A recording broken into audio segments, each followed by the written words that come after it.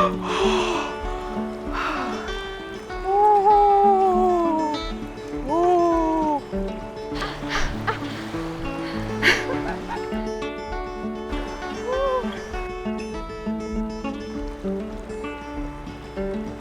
rock and water falling, birds in the timber calling, mountain stillness and the magic of the rising sun. In the morning I've got no time to spend on things that I can't depend on. Everything is always as I know it ought to be. In the mountains, la, la, la, yo-dee, yo-do-do-dee, yo-do-dee, yo-do-dee, yo-do-do-dee. This is Rosalie. She's my older sister. I would say that I am observant, hardworking, and creative. And this is me. My name's Clara. This is my sister, folks. What? I would say that you are rambunctious, aggressive, industrious. Anyway, that's me, and this is a story about me and my sister, 2,000 miles from our home in West Virginia. Lone cowgirls in the wild, wild West. We often experience nature as tourists, armed with the bucket list and a camera. And with the mountains as our backdrop and adrenaline in our veins, we hike to the summit, snap the photo at the top, and barrel back down the mountain. But that's just one way to experience nature.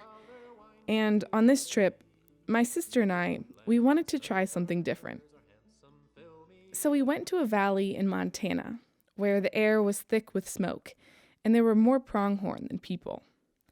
For 45 miles, there were just 2 hiking trails and a handful of logging roads. There were no stores, no fuel, no service. There were lots of animals, but it wasn't a zoo. You may see a moose, you may not. And with the wildfires, smog hung like a curtain, veiling the views we'd admired in pictures. But we weren't there for the views.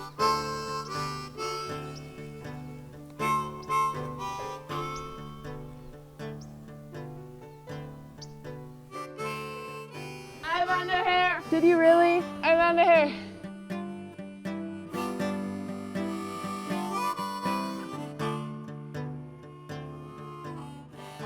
Growing up, I was the weird little tomboy.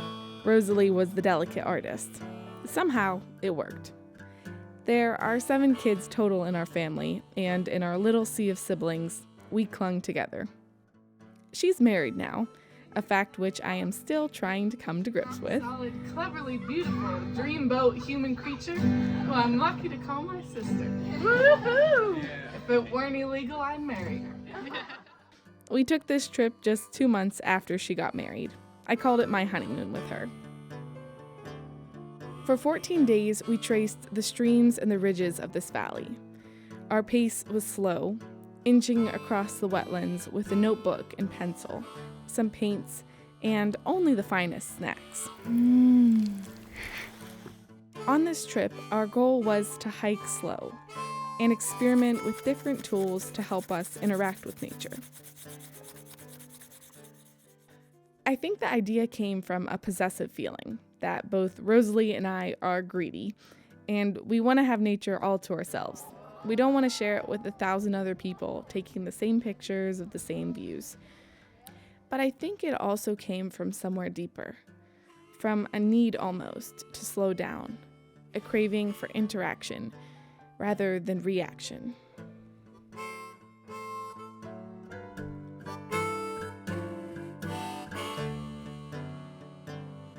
We sketched and painted our surroundings, a skill that doesn't quite come naturally for me, but Rosalie is a nature illustrator. She does this as her job, using art to celebrate the intricacies of nature. I like this because it shows all the different stages.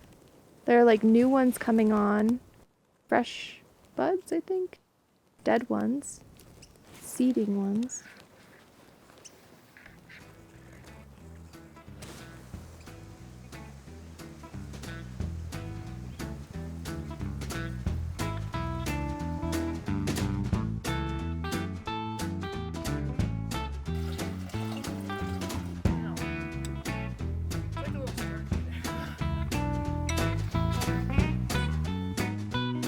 We tracked animals. Oh, there's a claw mark down here even. Oh, let's look over there for rooting. See, look at this. It says a grizzly rolled this large log in search of insects. Doesn't it look like that? And we followed our curiosities, which, for me at least, are somewhat squirrel-like. Is that the same snail? Oh, there's a raspberry. What are these? There's these weird little mushrooms. Oh, it's cold. Like a whole other temperature down there. Now, a disclaimer here. We are not master naturalists or scientists or professional trackers. This one you can see the texture of the skin. Yeah, like the little tiny dotties. Yeah. Clearly. But we used our field guides and we gave it the old college try. Oh. Rabbit brush? Oh yeah, remember I said it was an animal. Rabbit brush. I knew it. Yes. The plant contains latex and has been used like chewing gum. Do you need alone time? I'm just wondering. I feel like you do too. No, I'm fine either way. Well, we haven't had a lot in the past week. Okay. So, I think we need to hike factor alone, that you'll in. get eaten. I know. You hear that? Yeah. We journaled. At eye level, I see a large pond, and I'm noticing that this water just looks so much more blue because it's such a clear day. Mm-hmm. And I feel like everything just looks more colorful And crisp. and crisp. Yeah, it's like HD. Everything's like HD today. Yeah, it is. I didn't really get too far. I just kind of waxed poetic. The earth beneath me is cold, lonely of the sun, and damp, saturated with water, sick of it almost, and lonely for the sun. I'm lonely for the sun too. Why must she leave me But the every trip night? wasn't Where does without she its go? complications. Okay, are you I don't. Okay, let me say this, because this is too much. I do not like being on camera. I know, it's horrible. You think people would see that? Whose idea was this? What's your idea? This is a horrible idea. You see, this film is kind of a contradiction. Even with all these tools to help us interact with nature, we were distracted by technology and expectations, absorbed in this totally self-imposed pressure of making a film. Squished so many pretty flowers. What did I squish? A bunch of pretty flowers. Oh. Slowing down isn't easy. Maybe it's work stress, maybe it's a fear of bears or getting lost, maybe it's getting caught up in the cool pictures you'll take and the likes you'll get. But even when you're trying your darndest to be present, your mind tangles in fears and stress, clinging to the past and thirsting for the future.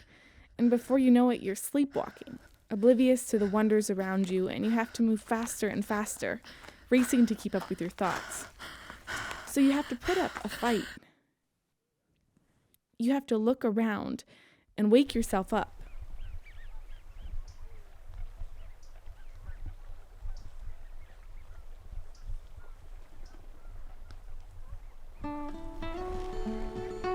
Each time we got out our paintbrushes and journals, our field guides and binoculars, we awoke.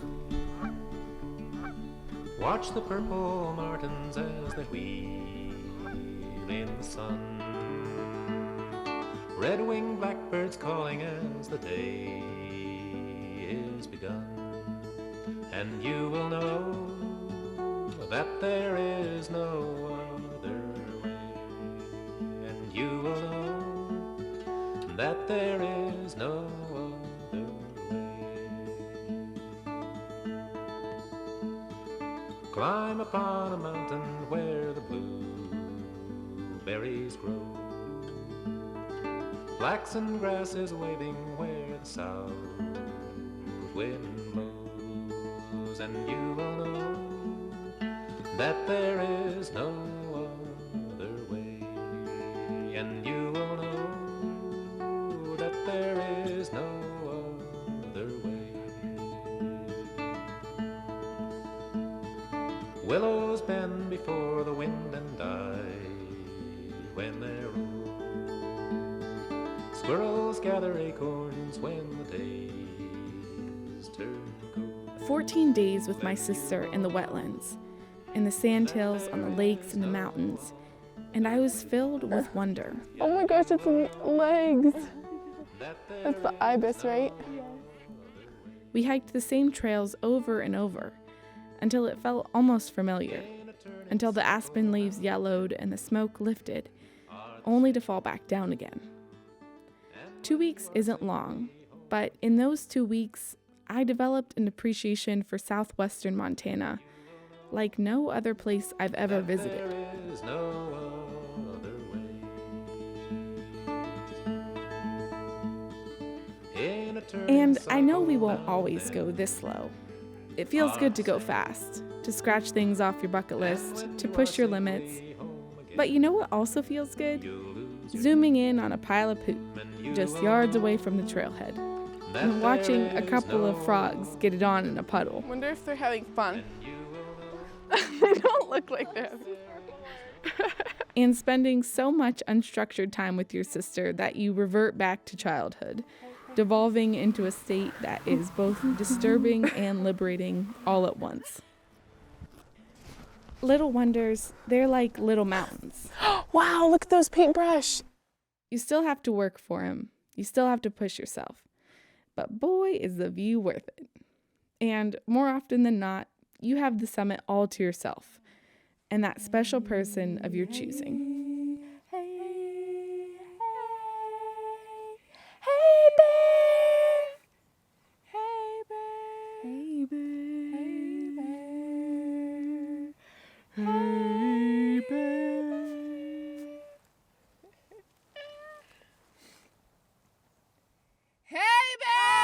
Oh, you can't do that on someone's ear. That was obnoxious. That was not to protect us. That was for your own satisfaction. I'm only looking out for us.